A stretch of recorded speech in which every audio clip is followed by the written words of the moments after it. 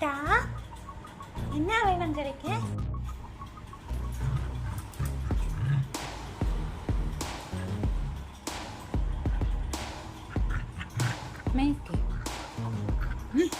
എൻ്റെ കൈ കൊണ്ടുപോകുന്നു.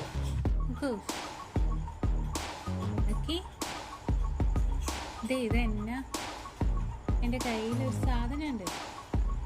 നോക്കി, അതിന് ചെവി മാത്രമല്ല അങ്ങനെ. ആ, തല ഇറങ്ങി. ഓക്കെ.